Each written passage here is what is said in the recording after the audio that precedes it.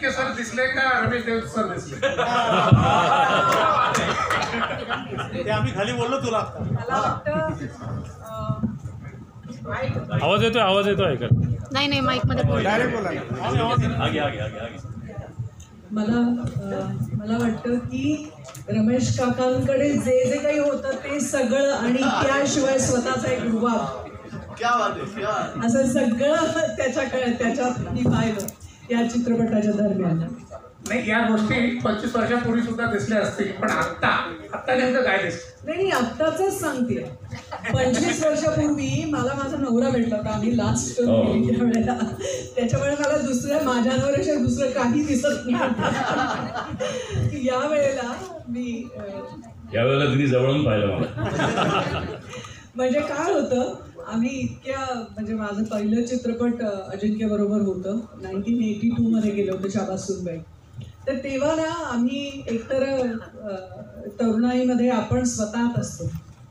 हे तुम्हाला आता त्याचा विसर पडला असेल, आपण सगळेच वयाने मोठे झालो आहे.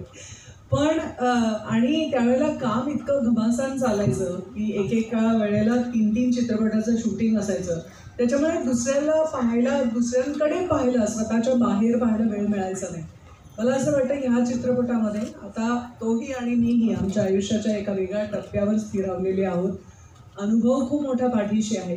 त्यामुळे आत पाहण्यापेक्षा बाहेर इतरांना समजून घेणं, इतरांच्यातला झालेला बदल एन्जॉय करणं, तर त्याच्यामध्ये मी हा सगळा बदल त्याच्यामध्ये जो झालेला आहे तो आता शरद काकांसारखा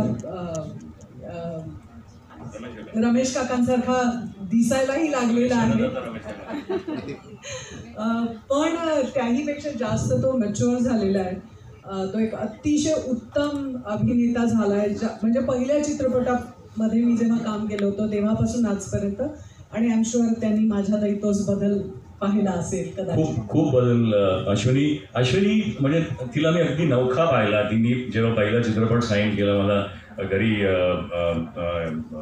प्रभादादा आले होते आणि फोटो दाखवलेले आई बाबांना, ही एक तुझ्या ऑपोजिट अजिंक्याच्या ऑपोजिट करणार. तो एव्हरीबडी लाईक का. आणि जेव्हा पहिल्यांदा आम्ही भेटलो कोल्हापुरात, तेव्हा काही दिवस आधी रिहर्सल्स वगैरे झाल्या होत्या बाजींबरोबर. आणि तेव्हाच म्हणजे ती तेव्हाही म्हणजे काय म्हणायचं त्याला, मी असं कडक नाही म्हणणार, परंतु असा एक तिला नाक वर करून चालायची सवय होती. आणि म्हणजे you would always keep your distance. कारण नाही you don't know, Ashwini Bhave आणि she is a very strict person. हा एक तिचा ऑरा होता आणि I think it was a very good aura त्या काळात. पण म्हणा आत्ता she has of course with time आम्ही सगळेच, जसं ती म्हणाली, सगळेच एज झालेलो आहोत, सगळेच मच्युअर झालेलो आहोत. पण एक कलाकार, त्याहून जास्त एक ॲक्ट्रेस, त्याहून जास्त एक एवढी सुंदर actress. So she has to, तिला त्या पद्धतीने वागणं हे गरजेचं होतं. आणि मी पूर्णपणे म्हणतो की that's the right way, everybody should do it. आत्ताच्या येणाऱ्या यंग ॲक्ट्रेसेसनी पण असंच वागायला हवं.